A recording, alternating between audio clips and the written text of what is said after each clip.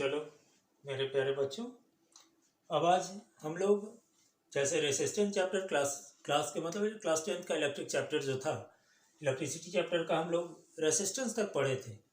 तो भाई अब उसके आगे हम लोग देखें, ठीक है। आनंद ऑनलाइन क्लासेस का आप लोग चैनल को सब्सक्राइब करेंगे, ठीक है। क्योंकि आपको इस चैनल में एजुकेशन का हर वीडियो अपलोडेड मिलेगा, बिल्कुल कॉन्सेप्ट के साथ, हवा में नहीं कि मैं सिर्फ इम्पोर्टेंट क्वेश्चंस दे दूं। वो काम मैं केमिस्ट्री में भी नहीं कर रहा हूँ, मैथ्स में भी नहीं कर रहा हूँ, और यहाँ आपको फिजिक्स में भी नहीं कर रहे हैं, ठीक है। तो आप बिल्कुल फिजिक्स का क्लास कीजिए, उसके बाद मेरा एक एक्स्ट्रा इंपॉर्टेंट क्वेश्चंस का भी निकलेगा, लेकिन ये क्लास समझिएगा तो बहुत ज़्यादा आपको अच्छा रहेगा, ठीक है। मतलब बिल्कुल आपको समझ में आएगी, कॉन्सेप्ट मिलेगा, ठीक है। बिल्कुल मैं बुक से समझा रहा हूँ, आप एनसीईआरटी को बुक ले और उसको पढ़े ध्यान से, देखेंगे आपको टोटल कॉन्सेप्ट समझ में आएगा। या आप समझना चाह रहे हैं कि भाई चलो हम उससे आगे जानना चाहते हैं, तो इस चांद की बुक लें, उससे पॉइंट टू द पॉइंट आपको मिलेगा, एक भी डिफरेंस नहीं मिलेगा कहीं, ठीक है। समझ रहे हैं। चलिए अब हम बात करते हैं कि आखिर रेसिस्टेंस किस चीज़ पे डिपेंड करता है, या किस किस चीज़ को आपको रेसिस्टेंस अफेक्टेड होता है, ठीक है। तो यानी कहने का मतलब factor affecting the resistance, factor affecting the resistance, ठीक है। फैक्टर अफेक्टिंग द रेसिस्टेंस यानी कौन कौन सा फैक्टर्स आपका अफेक्ट करता है रेसिस्टेंस में, ठीक है। चलिए, तो पहला इस पॉइंट को हमेशा याद रखिएगा, पहला किस चीज पे करता है, तो रेसिस्टेंस जो होता है वो लेंथ का प्रोपोर्शनल होता है, ये बात हमेशा याद रखिएगा, ठीक है। तो यानी कहने का मतलब पहला क्या किया, तो length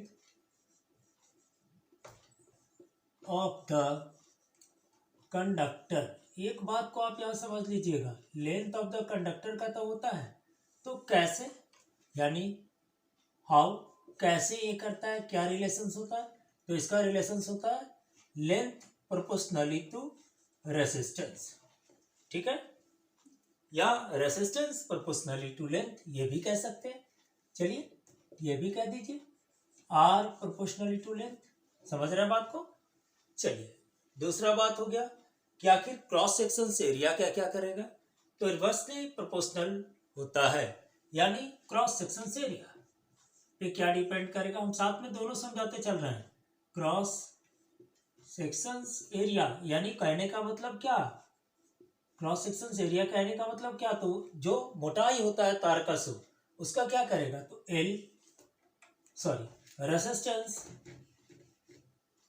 resistance proportionally to 1/a, ठीक है।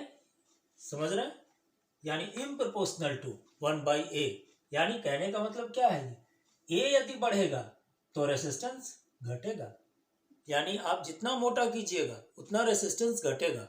अब एक बात याद रखिएगा, जितना आपका मोटा वायर होगा, यानी थोड़ा सा जैसे ही गॉज में ज़्यादा बड़ा है, तो आप समझिएगा कि भाई उसके रेसिस्टेंस उतना ही जाता है। चलिए, और थर्ड बात जो होगा वो क्या होगा, तो नेचर ऑफ मटेरियल पे तो डिपेंड करेगा ही, क्योंकि सबसे अच्छा गुड कंडक्टर कौन होता है इलेक्ट्रिसिटी का, तो आपका ऐसे हम लोग मानते हैं सिल्वर को, ठीक है। तो यहाँ पे बात करें क्या, तो material, affect of the nature of material. तीसरा, ये तो बात सब लोग जानते हैं, नेचर ऑफ मटेरियल, नेचर और मटेरियल। गोल्ड भी होता है लेकिन इतना महंगा है कि कहाँ से यूज करेगा आदमी, तो कहने का मतलब गोल्ड का है कि एल्युमिनियम का है कि भाई सिल्वर का है, समझ में आ रही है बात।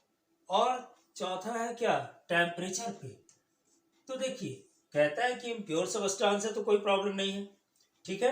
लेकिन प्योर मेटल में यदि प्योर मेटल लेंगे तो उसमें यदि रेस करेंगे टेम्परेचर को, ठीक है, प्योर मेटल में यदि रेस करेंगे टेम्परेचर को, तो उस पोजीशंस में हमारा रेसिस्टेंस क्या होगा, तो इंक्रीज करेगा।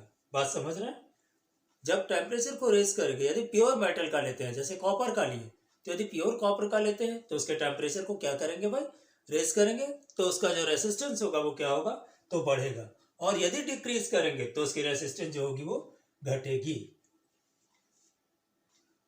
समझ रहे हैं बात को? यानी कहने का मतलब टेम्परेचर भी रहता है इसमें, तो यहाँ पे ऐसे कह दे सकते हैं, यहाँ टेम्परेचर ही लिख दीजिए ना, इतना क्या, टेम्परेचर थोड़ा बड़ा लगेगा इसलिए इसमें भी डिपेंड करता है। इन प्योर मेटल, चलिए इस बात को यहाँ पे हम लिख दे रहे हैं टेम्परेचर का, समझ रहे हैं बात को, आपको हाउ वाली बात, ठीक है, इसका अलग ही कर दिया हम। इन या इफ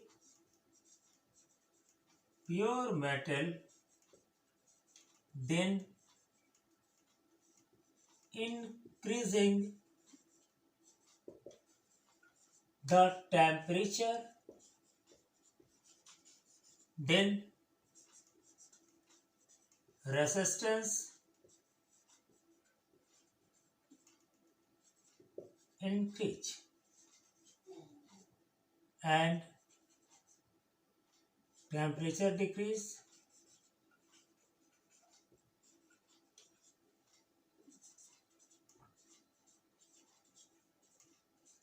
then temperature, then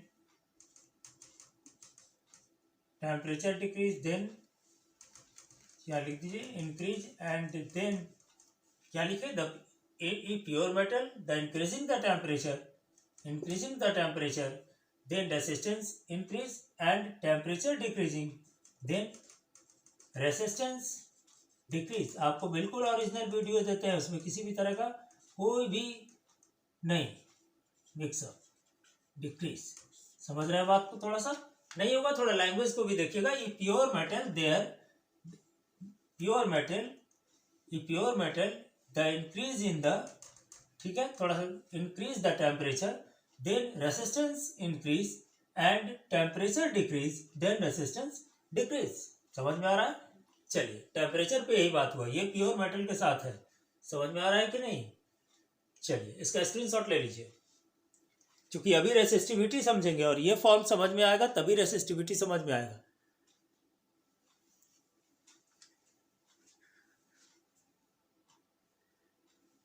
चलिए, अभी बात करेंगे हम किस पे, तो रेसिस्टिविटी पे। तो देखिए, रेसिस्टिविटी के लिए क्या जरूरत है आपका, तो पहला ये रेसिस्टेंस प्रोपोर्शनली टू एल और resistance inversely to 1 by area, inversely to area.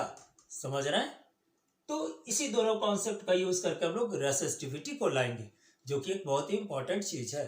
इस पे एक न्यूमेरिकल्स भी कभी कभी आता है, उसका भी बात एक अलग सेक्शन में करेंगे न्यूमेरिकल्स को। पहले ये थ्योरी का क्लास हमारा चल रहा है, ठीक है, उसके बाद आपको न्यूमेरिकल्स का बात करेंगे, उसके बाद आपको इंपॉर्टेंट का बात करेंगे। आप हमारे क्लास को सही में फिजिक्स का कुछ नॉलेज लेना चाहते हैं तो हमारे चैनल को सब्सक्राइब कीजिए, ठीक है, और चैनल को सब्सक्राइब करने के साथ रेगुलर क्लासेस को कीजिए। देखिए, फिजिक्स का आपको अच्छा नॉलेज होगा, ठीक है। ऐसा नहीं है कि अब एग्जाम जल्दी होने वाली है, ऐसा नहीं है। आपका कॉन्सेप्ट हम 4 से 5 क्लास में ऐसा इलेक्ट्रिसिटी का कर देंगे कि एकदम आप कहिएगा कि नहीं भाई हम ऑफलाइन क्लास किए हैं, ठीक है। चलिए, बात करते हैं हम लोग क्या, तो रेसिस्टिविटी क्या है। तो एक बात जानिए, रेसिस्टिविटी क्या होता है। तो हम लोग क्या देखें, यहाँ पे देखिए, व्हाट इज रेसिस्टिविटी, ये तो आपने ले लिया। चलिए,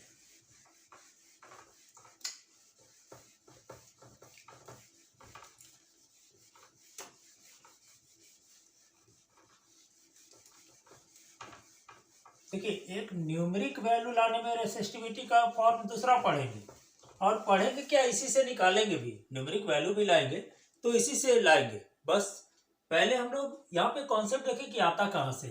तो यहाँ क्वेश्चन जो हमारा हुआ वो हुआ what is resistivity, what is resistivity,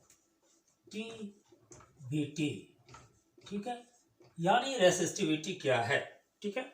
तो एक बात देखिए, वी नो दैट, हम लोग जानते हैं कि थोड़ा सा मैथमेटिक्स का लैंग्वेज फिजिक्स में यूज कर सकते हैं।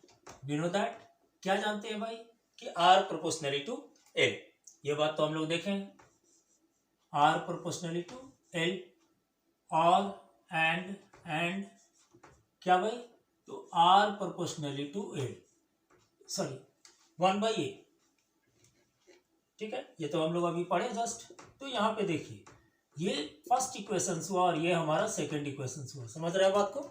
ये हमारा फर्स्ट इक्वेशन हुआ और ये हमारा सेकंड इक्वेशन हुआ। ठीक है, हम थोड़ा कैमरा के बीच नहीं आना चाहते हैं क्योंकि आप लोग को यहाँ बोर्ड दिखाई दे क्लियर। ठीक है, चलिए आर ये हो गया प्रोपोर्शनली एल और R improportionally 1/a from 1 and 2, from 1 and 2 we get, क्या हम लोग पाते हैं भाई?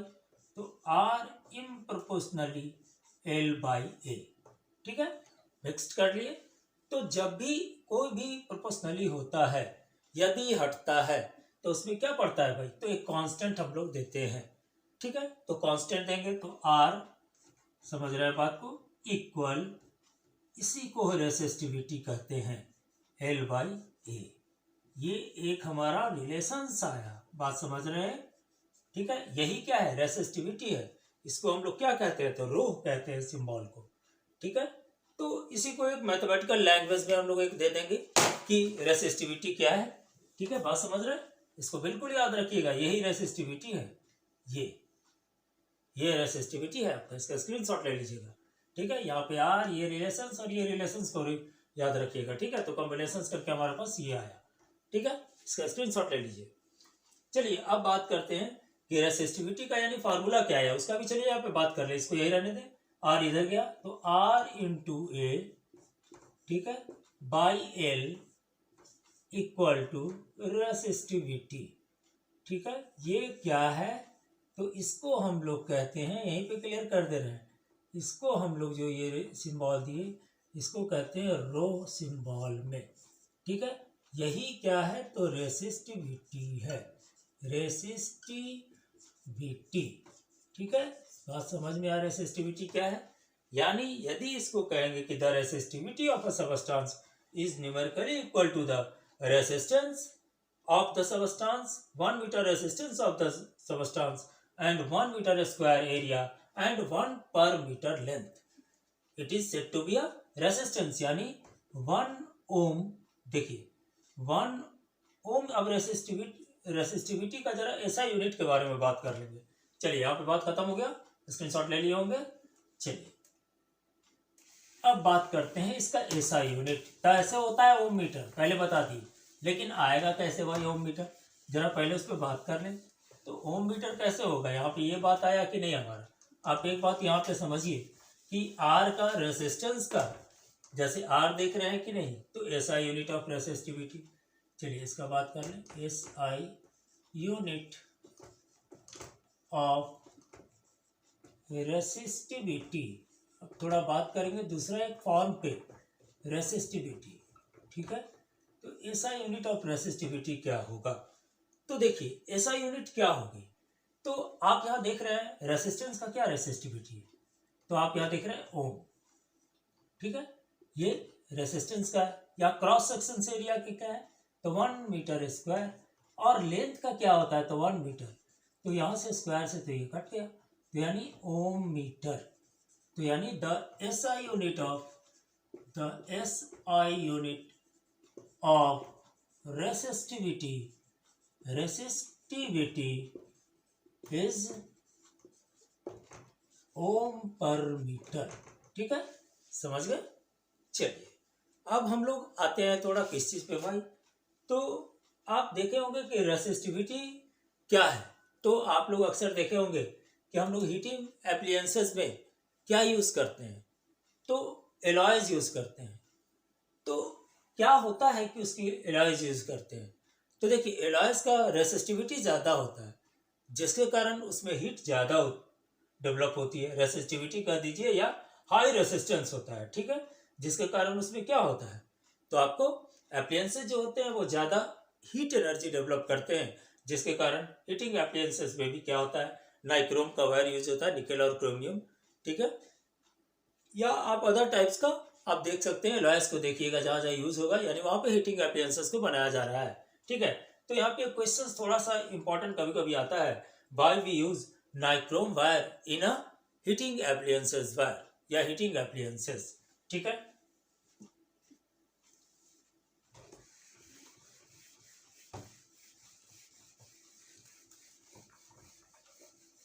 ज़्यादा डिस्कस नहीं करेंगे, एकदम बहुत सिंपल मोड में।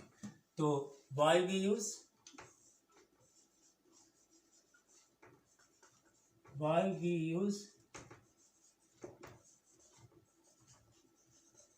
nichrome wire in heating appliances।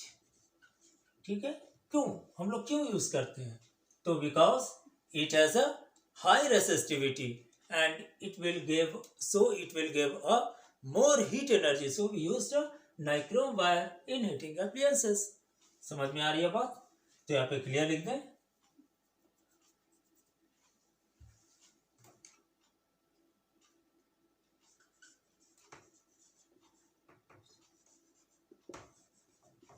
Nichrome wire in heating appliances आएगा तो 2 मार्क्स का आएगा, ज़्यादा नहीं। Heating appliances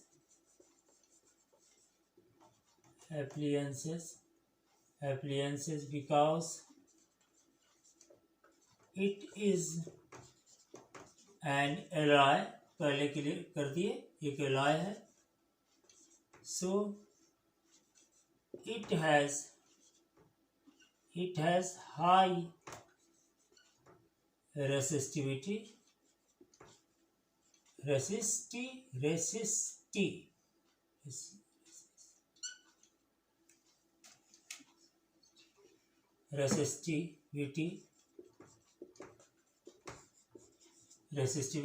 so it gave more heat energy,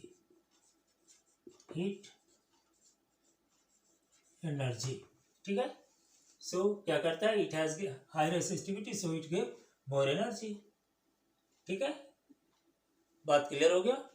चलिए, और एक और बात होता है कि nichrome does not undergo oxidation. ठीक है, एक और खासियत है, and nichrome wire do not go under oxidations. अब एक बात जान लीजिए, अंडर ऑक्सीडेशंस का मतलब क्या होता है? तो ऑक्सीजन्स का क्या होता है, इस पर कोई इफेक्ट नहीं पड़ता है, इसीलिए कह दिया अंडर ऑक्सीडेशंस। बात समझ रहा? अब इफेक्ट नहीं पड़ेगा तो ऑक्सीडेशंस नहीं करेगा, तो वो इसलिए ब्रेक नहीं करेगा। ठीक है, पहले का जो बल्ब होता था यूज, जिसमें हम लोग आर्गन या हीलियम का नियॉन गैस भरते थे, तो उसमें देखे होंगे कि उसका जो बल्ब होता था कभी कभी क्या हो जाता था, तो व्हाइटिश कलर में हो जाता था। तो आखिर क्यों होता था? तो वो क्या होता था, उसमें यही प्रिवेंशन के लिए तो हीलियम या नियॉन या आर्गन या इनर्ट गैस को उसमें भरते थे कि किसी भी तरह का कोई भी ऑक्सीडेशन का प्रोसेस नहीं होगा। ऑक्सीडेशन का प्रोसेस होगा, हीट से इन्वॉल्विंग होगी, तो वो क्या करेगा? इंस्ट्रूमेंट को ब्रेक करेगा ही। तो इसीलिए वो क्या होता था, क्योंकि बल्ब से वो आर्गन का गैस निकल गया यानी इनर्ट गैस निकल गई, तो आपका ऑक्सीडेशन से रिएक्शन हुआ और वो बल्ब खराब हो जाता था, अपना वर्क करना बंद कर दिया। ठीक है, चलिए इसका स्क्रीनशॉट ले लीजिएगा।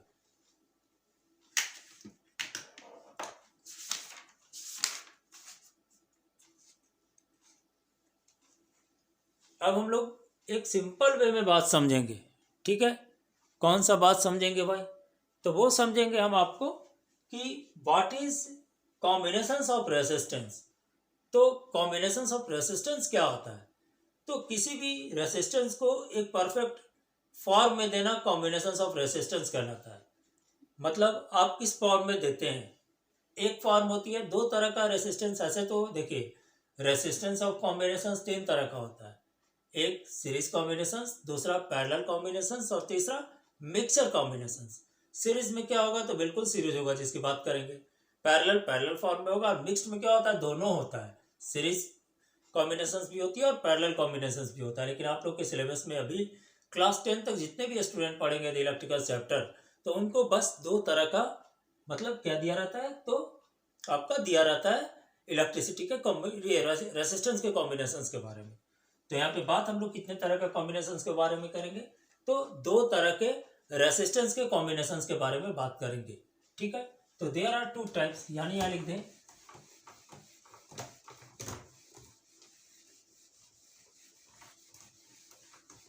बहुत इंपॉर्टेंट चीज ये बता रहे हैं, इसमें न्यूमेरिकल भी है। देयर आर क्वेश्चंस पहले लिख देते हैं। How many types of writes two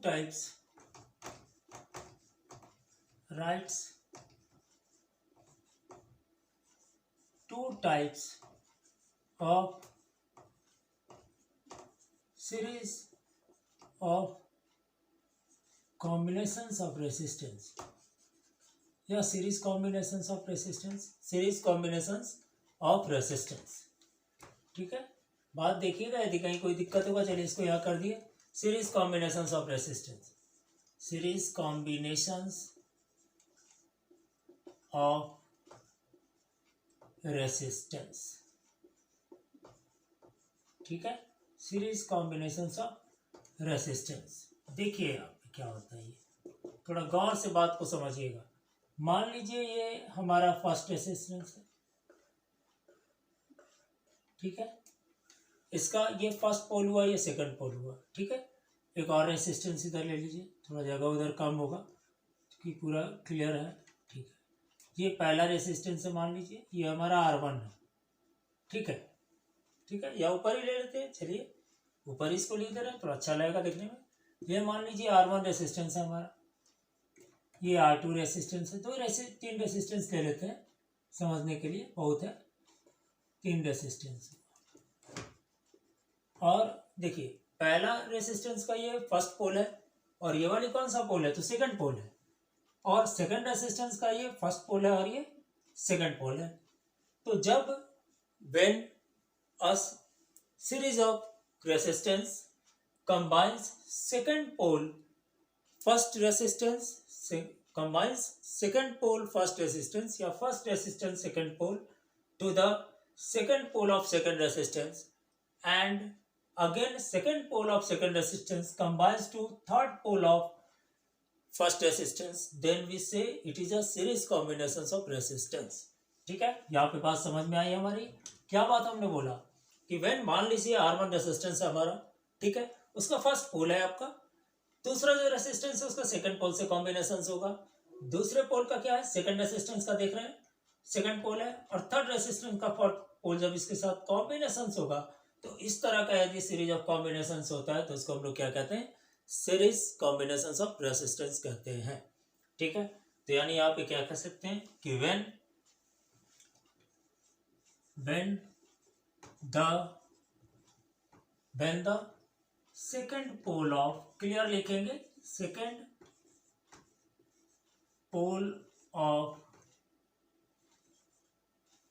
pole of first resistance, clear एकदम समझिएगा इसको।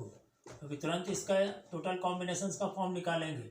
Second pole of first resistance and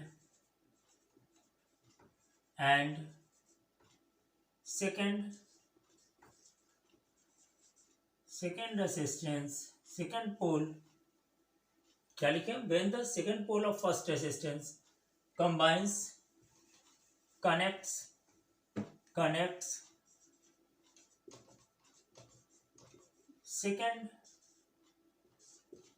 first pole of second resistance, ठीक है, and second pole of third resistance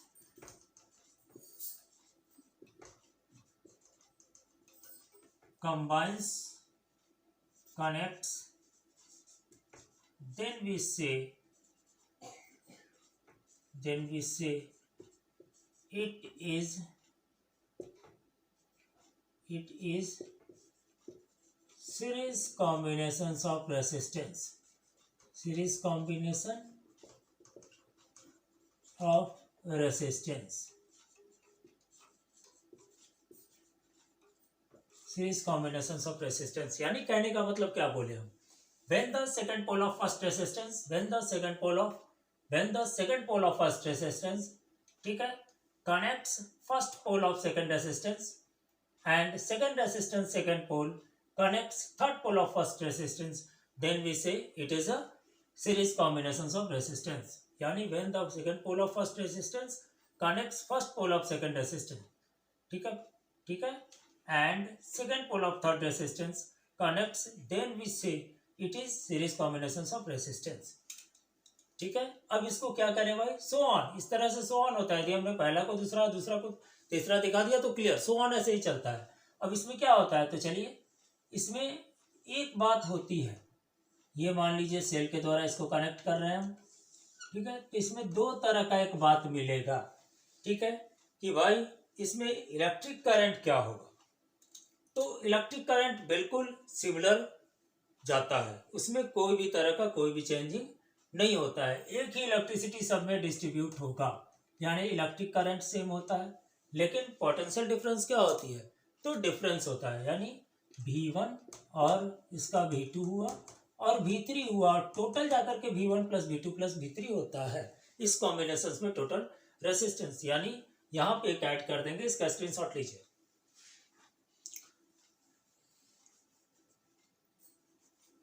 यानी यहाँ ऐड करेंगे इन this combinations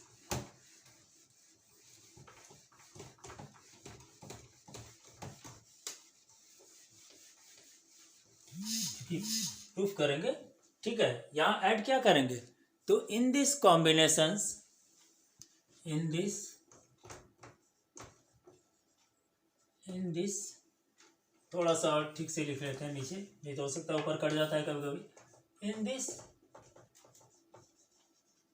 combinations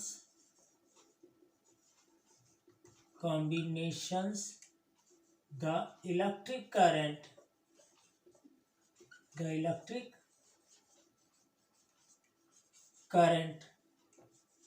is equal, but potential difference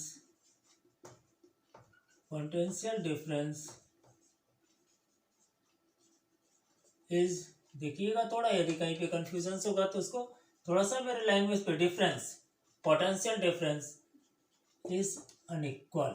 अब हम लोग आ जाए कि इस पे टोटल रेसिस्टेंस पाने का एक क्वेश्चन लिख लें कि टू फाइंड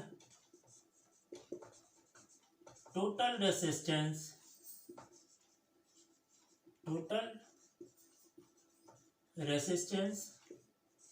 ऑफ द, ठीक है, to find total resistance of the R1, R2,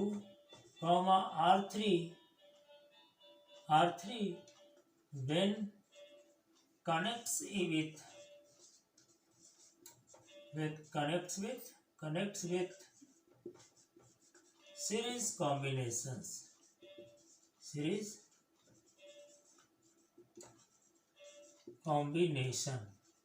क्या क्लियर नहीं है?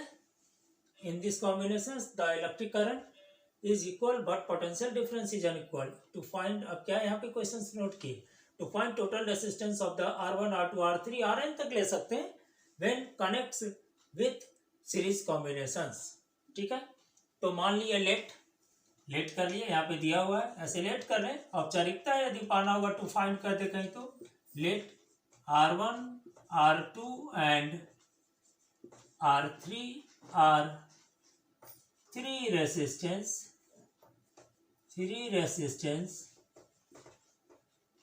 which has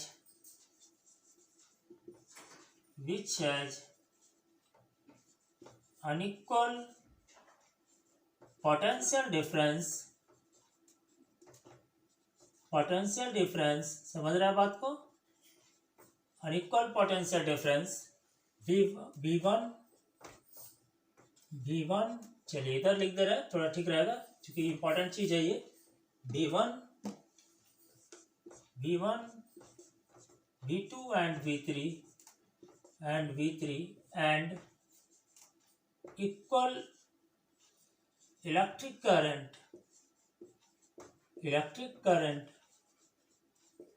I, समझ रहे हैं, इलेक्ट्रिक करंट I, इस बात को क्लियर समझिएगा।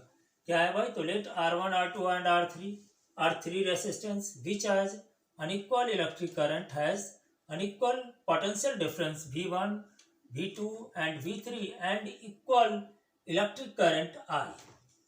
समझ रहे हैं? इलेक्ट्रिक करंट I हो रहा है, तो देन टोटल पोटेंशियल डिफरेंस क्या होगा? तो V1 plus V2 plus V3. इसका स्क्रीनशॉट लीजिए.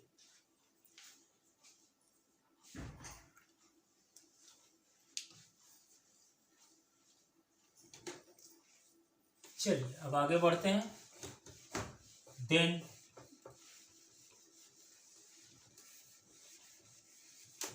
अब प्रूफ हो जाएगा लगता है. अब ठीक है, थोड़ा लंबा है, प्रूविंग करना है तो थोड़ा सा तो बड़ा होगा ही.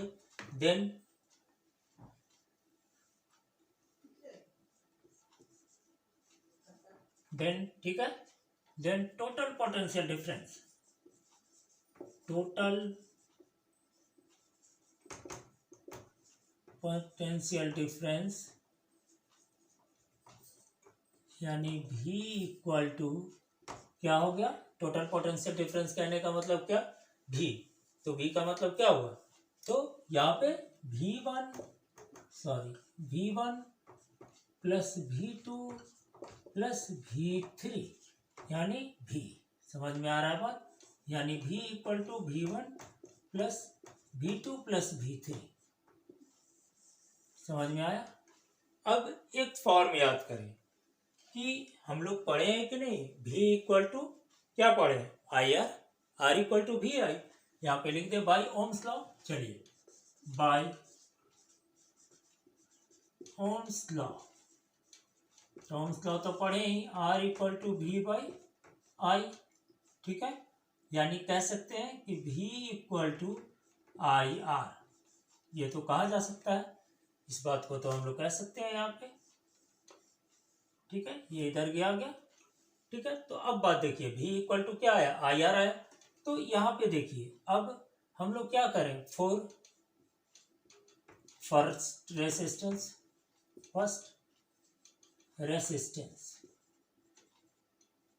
तो क्या हो गया भाई? तो फर्स्ट रेसिस्टेंस के लिए आया I इक्वल टू क्या हुआ?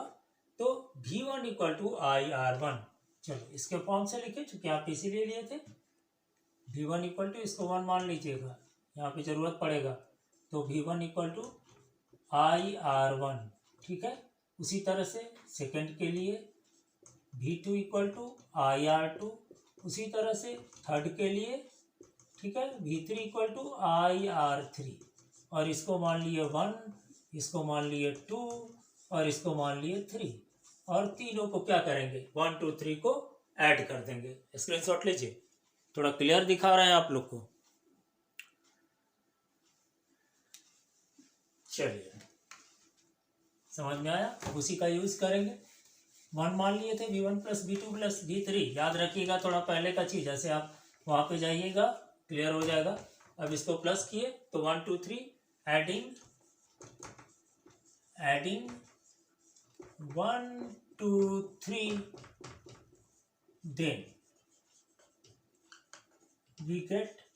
ठीक है, चलिए क्या क्या ऐड किए? 1 2 3 को, देन वी गेट क्या क्या पाए? तो V1 plus V2 plus V3 equal to IR1 plus IR2 plus IR3.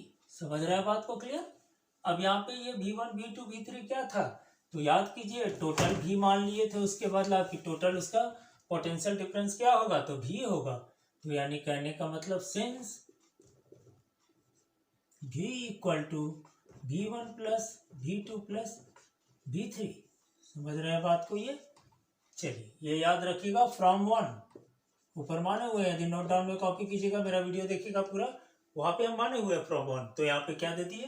Total V equal to IR1. ठीक है, I कॉमा ले लिए, R1 plus IR2 plus IR3. ठीक है, अब ये I डिवाइड हो गया इधर, तो I equal to V by I.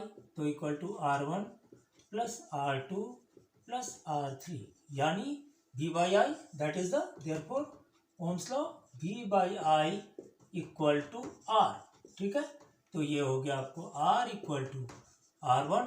समझ रहे हैं बात को? बिल्कुल. R2 plus R3 dot dot dot, यदि Rn रहता सीरीज तो मेरा Rn जाता, हम Rn मान लेते तो ठीक है। क्लियर, ये फार्मूला याद रखिएगा। यदि सीरीज कॉम्बिनेशंस में रेसिस्टेंस होता है तो तीनों रेसिस्टेंस को जोड़ देते हैं। यहाँ पे हमने उसको प्रूफ कर लिया। अगले वीडियो में आपको हम दिखाएंगे कि भाई पैरेलल कॉम्बिनेशंस में क्या होती है। जो हमारा सेकंड लास्ट वीडियो होगा, उसके बाद हमारा जो सबसे लास्ट वीडियो होगा वो होगा इंपॉर्टेंट क्वेश्चंस। साथ में आपको जहाँ जहाँ फैक्ट आप गलत करते हैं वहाँ पे आपको बात करेंगे हम, ठीक है।